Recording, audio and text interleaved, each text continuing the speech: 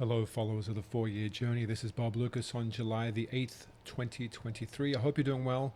Here's another installment of the 4 Year Journey series for you.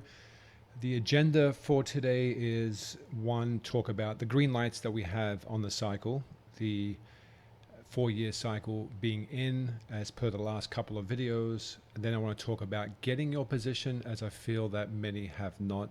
We're all waiting for certain signals to occur. I want to talk about that. And then I want to talk about the few right actions that an investor on this time frame must focus on, and then the art of inaction, because when you invest on a longer time frame, the ability to do little and to stick to a plan is one of the most important ingredients to success over that time frame. Then, of course, let's talk about some ETF news. I think it's a big enough narrative. I think it is the narrative, again, that might drive this cycle in the early phase at least. And then, because it was such a very popular question when I polled people on Twitter, we'll talk about the left translated cycle possibility and what that might mean for Bitcoin. So let's get into it. Thanks for being here. All the best.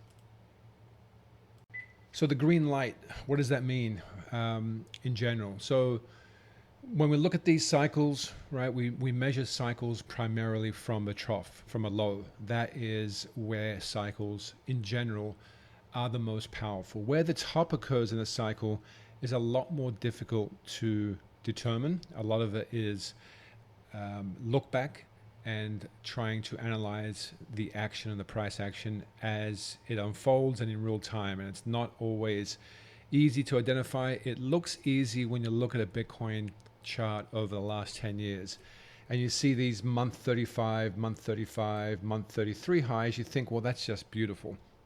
That's easy and consistent. And that's why I think when you go onto Twitter and other places, you see a lot of these 4 year kind of charts that have now become mainstream, I believe, because you have such clean price action over the last 10 years that everybody's focusing on that, and everybody's looking at that as if it's now the path that Bitcoin will always take. And I'm going to tell you that it's not going to be the case forever. It may well change with this upcoming cycle. The peak is difficult to determine, but the lows generally are very consistent. So on a 4 year time frame, I believe those troughs, that bear market phase, that capitulation phase, the despair phase that you go through in a cycle, I think will be consistent.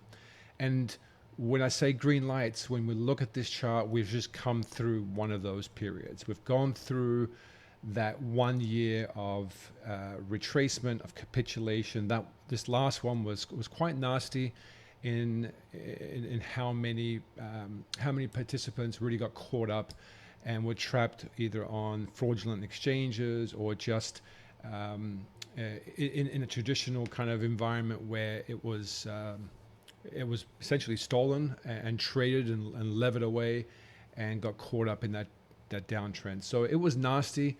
We had periods of liquidations, capitulations, a number of them in fact, and we had that sort of 75% retracement in price from the peak of the cycle down to the trough.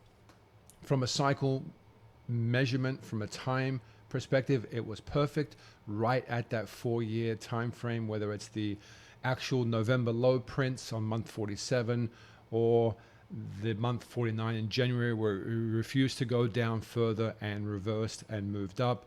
It doesn't really matter. The point is, very recently, we went through a major event that occurs only once in every 4 years, and that is the green light I'm talking about. So we're in that period right now where we're in the very early phase of a new cycle, and it takes,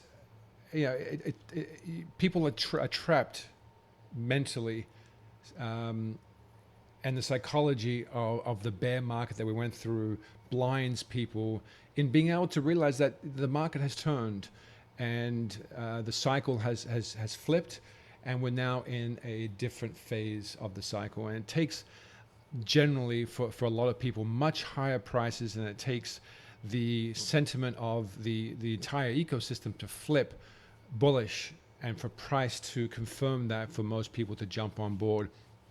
And those people typically don't have the strongest of positions. They miss out, of course, on a lot of the big early gains, but their position is relatively weak because they end up buying more than they probably would have to catch up. And then they're susceptible to shorter term, intermediate term changes in trend when that occurs. So getting in early cycle is important. And it's no longer obviously the lows at 17,000 or 16,000.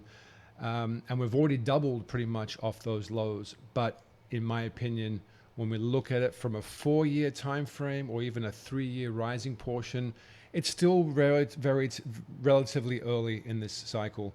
And we want to be able to take that position now if you haven't already, in preparation for the next phase of this cycle to come. So one of the common questions I received this past week when asking members and asking people on Twitter what they wanted to hear, one of the common questions was, I haven't really gotten a position yet. I'm waiting. I'm afraid of a turn down, or I'm afraid of a recession that's coming up, or rates moving higher still. Should I get my position, or should I get more, and so on? Look, there's never the right answer in investing, in the sense that the market can still surprise. The market is very volatile. Bitcoin is a volatile asset. We can still get a 30 or 40% decline from this point and still be in the early rising portion of the 4-year cycle. We've seen this in prior cycles where we had 30 and 40% retracements early on, but it kept moving on. All I can say is that, again, going back to the green lights, we have a new cycle and we're only month 6 into that 4-year cycle. The last 3 4-year cycles all peaked 3 years in, around 35 months in. So if you're not a trader and if you're looking at this from the 4-year cycle perspective, and you have a very clean 49-month low on the 4-year cycle, and you know that we're very early in the 4-year cycle, I guess I throw the question back and ask, well, what are you waiting for exactly? If you're following a model like this, or a strategy on a longer time frame like this, and you've got the confirmation of the lows in, there's really not much else you can do but take your position. Take that position, meaning the reasonable position, a position that you can hold through volatility, because volatility is coming and will always be present within Bitcoin. But take that reasonable position in preparation for the rising portion of this cycle. There's really no other way to interpret this at the moment, only to say that we've come off those lows, we did a quick double, and now we've spent sort of 3 months here at that $30,000 range, consolidating those early gains.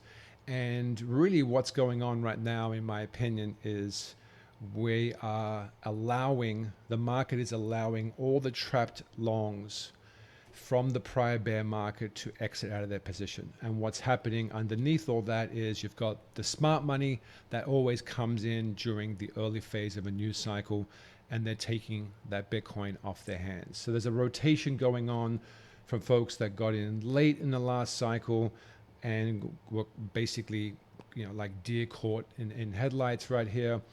As it dropped, they were underwater, and the people that capitulated, they capitulated, but many don't in an asset like this. They hold, and now that price is back up to 30. It gives them the authority or the feeling that they can exit their position. That's what's going on right here, in my opinion.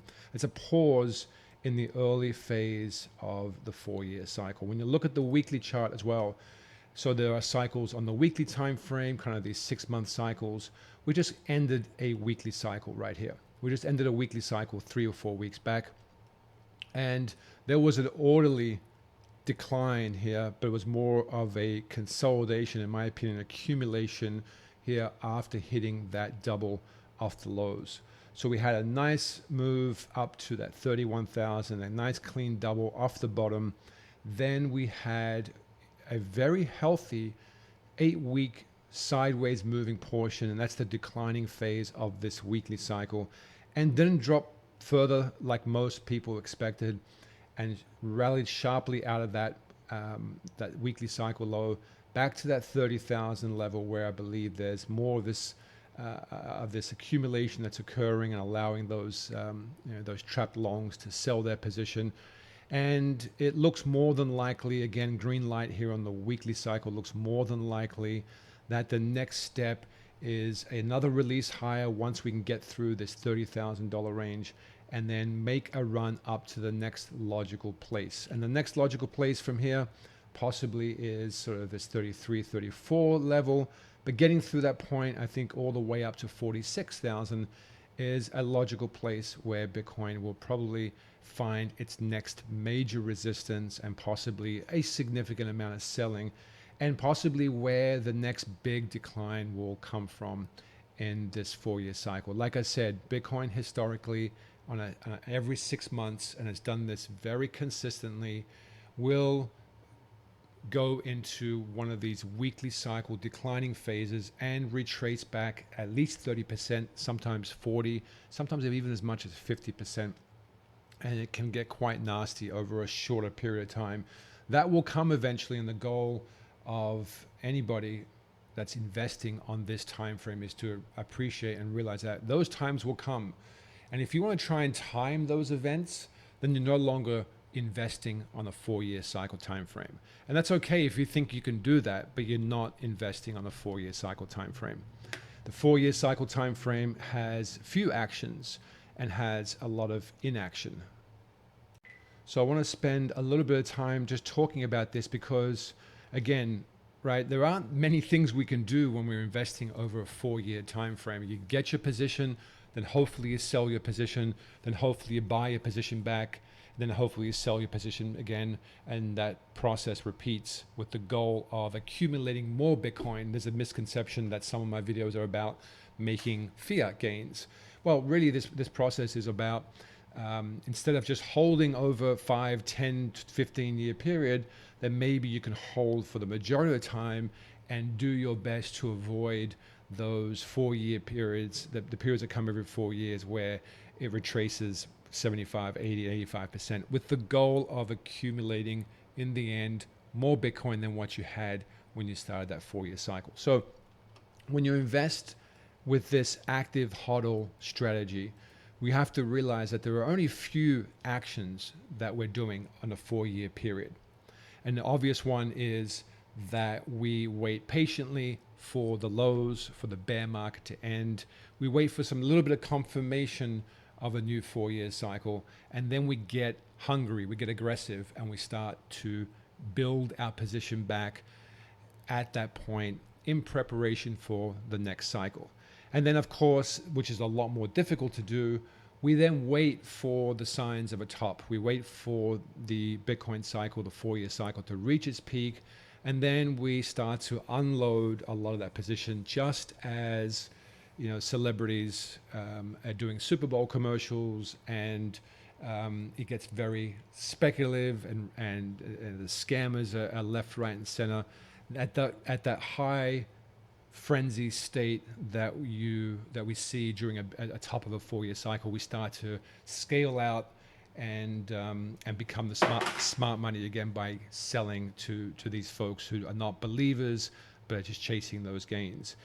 But outside of that, it's a long period in the 4-year cycle where there's not anything you should really be doing. And this goes again back to having the right position size, getting that right position size early, and being content with that, being content with knowing that if I can have just the right size to make meaningful, life-changing gains, but at the same time keeping it reasonable enough where you don't freak out and you don't panic when those really scary moments come, because they will come. And when those scary, volatile 30, 40% periods occur, they're also wrapped in a narrative. They're wrapped in a news flow that sounds, in some cases, horrific. It sounds like maybe the end of the world or the end of Bitcoin. And that narrative, that soundbite, those news bites really do eat at your confidence, and it makes you in many ways forget about the strategy that you're on and the path and the goal that you've taken. So there is this idea that the art of inaction is important because you will be tested. You'll also be tested on when the market's going up, right? You'll see people, flashing Lambos and Rolexes on social media, and you may think to yourself, "Man, I should be making a lot more. I got in early, and I should be absolutely just killing it instead of just doing really, really, really, really well." And that may lead you to then make decisions that you should have done earlier, like buy more, right? So you may end up buying a position that you just can't handle, but you're buying it, more importantly, at the wrong time, at the end of an extended period, a shorter intermediate term period that's extended too far, just before you see one of those volatile events. And I've seen this all too often in prior cycles where people do all the right things to start with. They get that big position, they wait, they hold, and then they get greedy. And then they second guess what they're doing. So it works both ways. So the art of inaction, and that's where I'm at right now, is at the art of inaction stage, because I have my position.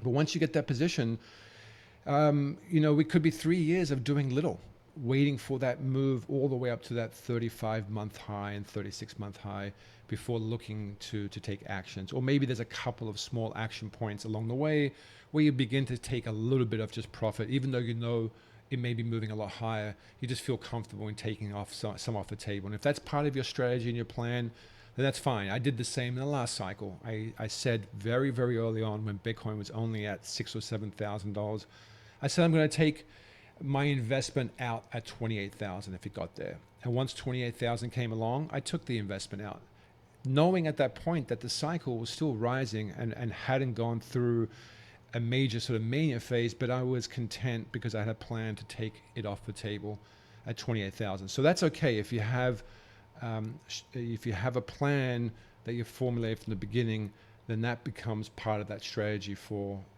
the 4-year cycle. But in general, what's not spoken about enough is the people that do the best in the cycle, the folks that don't do anything that goes against that strategy and that plan. Don't get caught up in the day-to-day and the week-to-week, but focus ultimately on that plan and execute on that plan.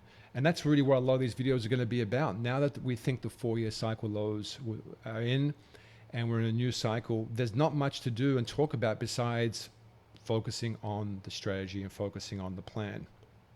Now, if you feel that you can't do that and you need to participate in more speculative things, then separate the strategies.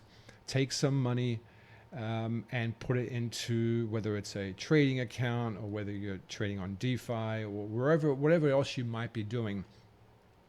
Separate it completely. Don't do it from the same account. Take one account for the 4-year cycle. Hopefully it's a self-custody wallet, and put that aside and don't touch it. And then put some money in a play account or just a trading account, and go and execute a different strategy. Don't mix the strategies.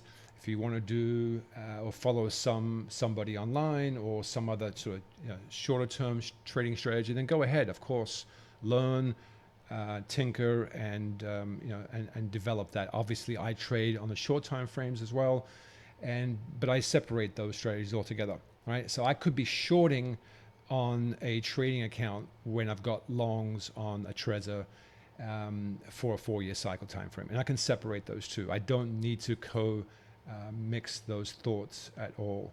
So that, I think, here is something, again, that's not talked about often, but is very, very important. How or what you don't do in a 4-year cycle is going to be very important in how successful you will become.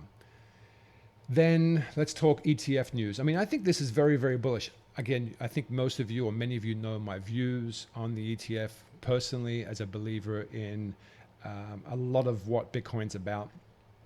I don't subscribe to the idea that an ETF is good for Bitcoin. I don't like the idea that people get exposure to Bitcoin just for the financial gains alone and are willing to not understand how Bitcoin is custodied and how people transact on a peer-to-peer nature.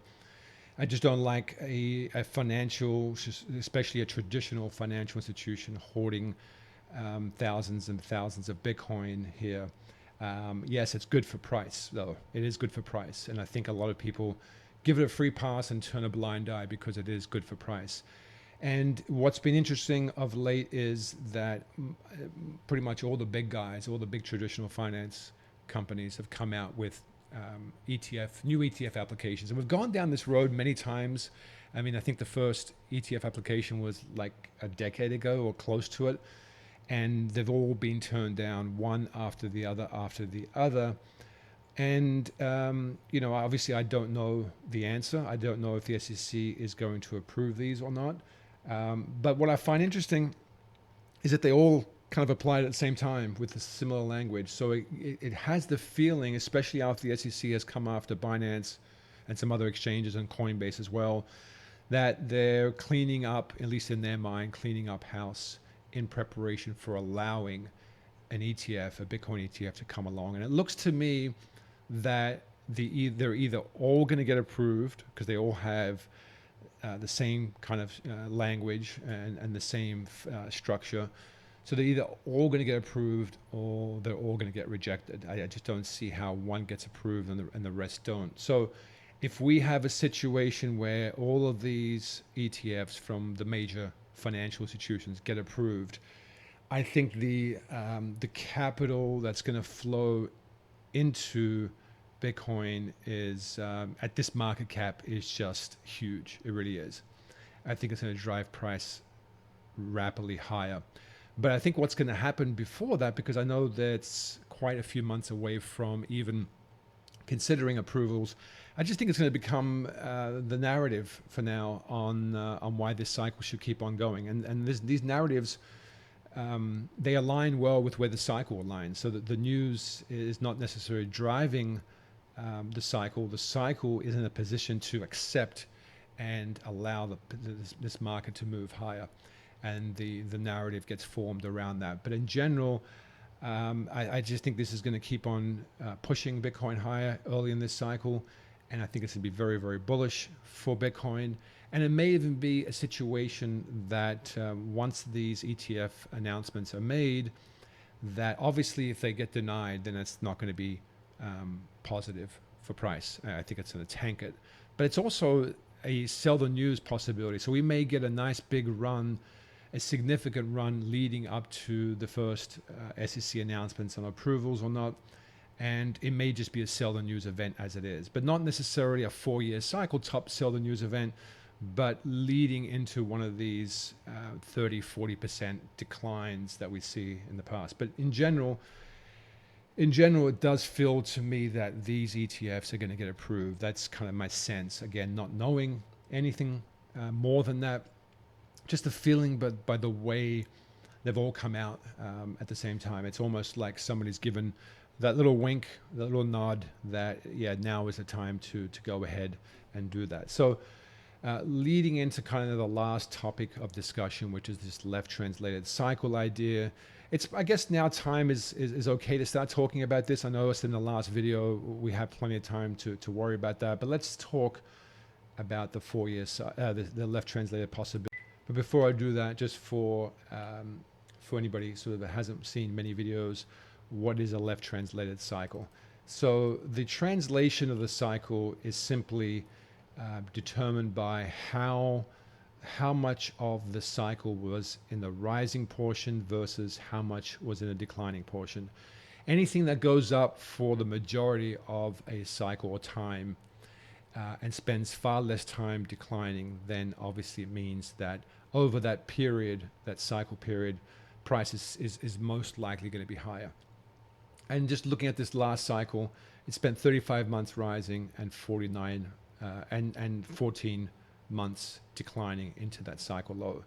If you find the midpoint of the cycle, so around about that 24-month period, if it tops to the right of that or after that period, then becomes right translated, so on the right side it tops.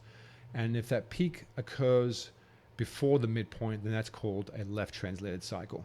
And that is not a good thing, obviously, because you've now topped for the 4-year period, and you'll have to go through at least 2+ years of a declining phase, and then the early portion of that next cycle may take some time to get back up to that point. So why would I even entertain the idea that we're not going to see something that we've seen throughout Bitcoin's history, right? 33-month, 35-month highs, right translated, very nice and clean cycles moving higher. Why wouldn't we see something like that? Well, the question really is, it's not that we should expect a left translated cycle. It's just that we're now at a point where this view that we have these right translated rising cycles has become so cemented in the psychology of the Bitcoin community. It's just shared in so many different forms, whether it's sort of a halving based idea or whether it's sort of my 4-year cycle belief. It's everywhere. And typically my experience has been in investing in general across all asset classes. When something becomes so accepted and when you have patterns that people believe are kind of like just guaranteed, the market throws a curveball.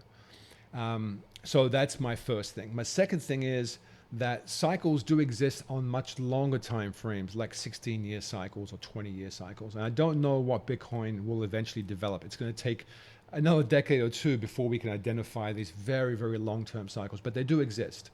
And it's possible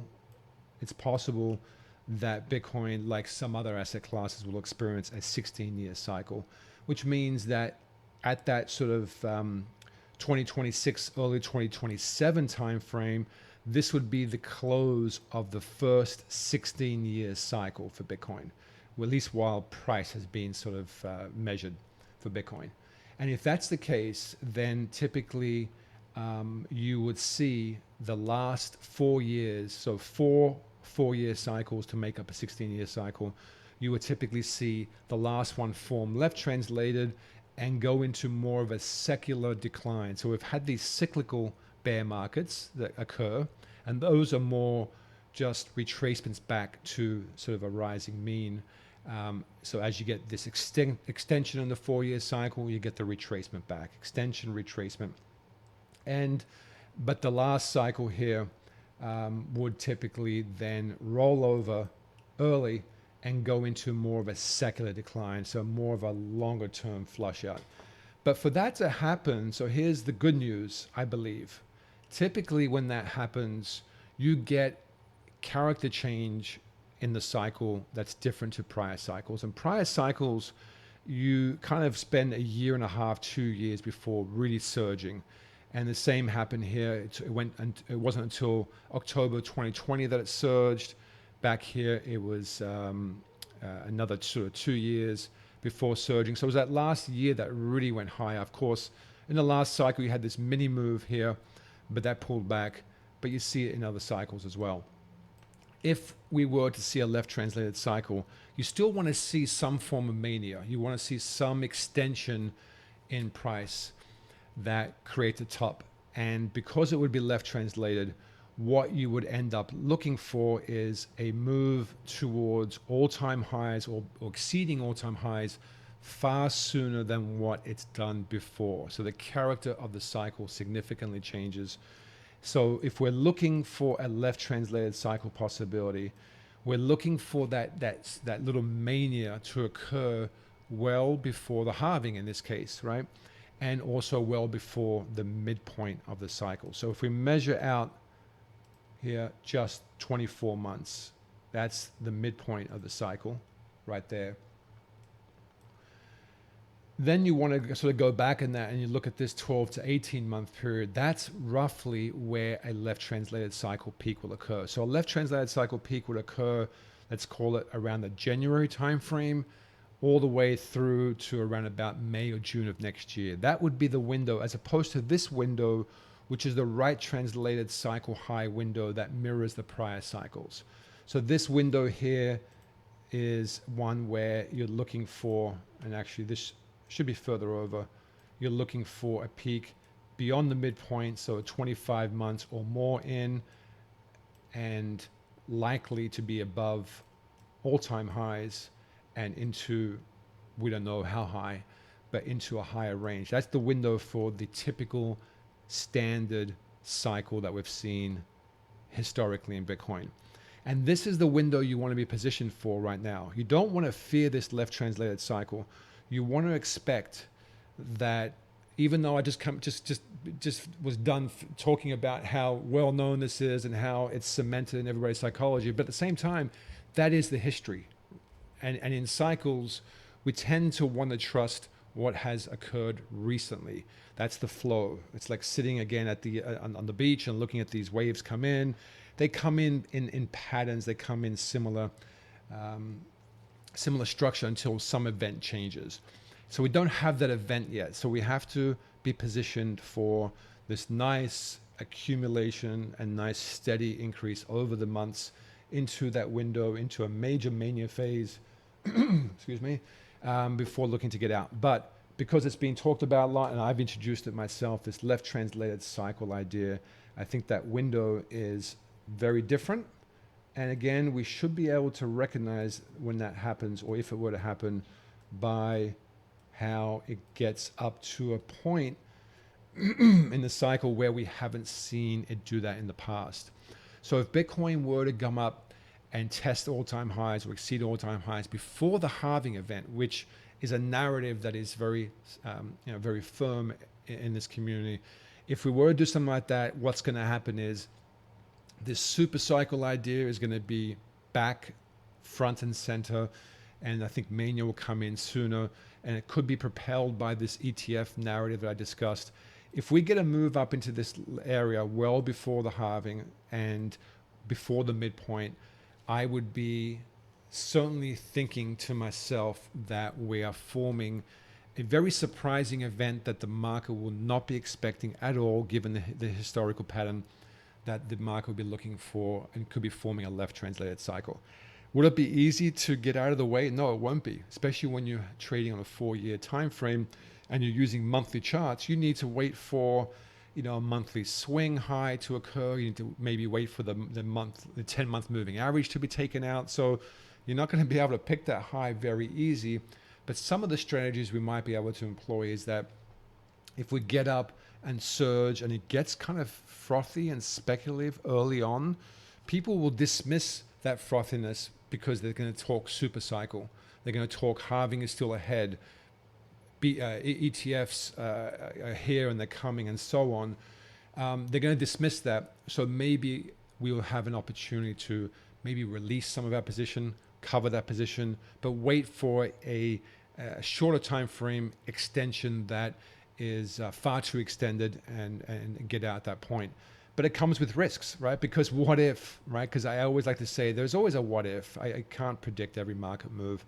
There is a possibility, of course, that a super cycle idea exists, right? That we get a move up early in the cycle and it still becomes a right translated cycle. And before you know it, we've got this long-awaited super cycle idea form.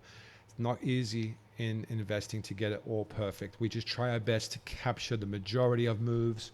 And that's why, just going back to the beginning, that's why getting in very early and being content and being positioned is so important. Because if we get a move like this, and if we get a move, let's just say to 90,000 or 100,000 well before the halving, and there's a left translated cycle possibility, if you sell a quarter of your position at that point, you should be fine with that, and you should be very happy to take a 6-7x profit on a lot of your position, easily pay for all the investment and so on, and then have enough skin in the game to realize the possible super cycle and so on that could come going forward.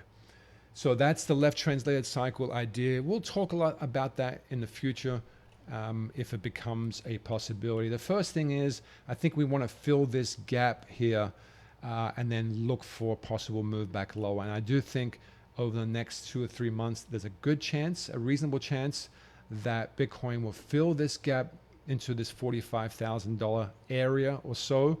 But then I think if we can fill that gap, then watch out. I think we'll get a pretty big retracement at that point, and then maybe consolidate for a number of months, and then build up again for that move that eventually breaks all-time highs and goes up into that right translated cycle box. We don't have all the answers. All we have are all the possibilities. That's the way I like to invest. If you're looking for the absolute answer, you're not going to find it. You may get it every now and then. You may be right.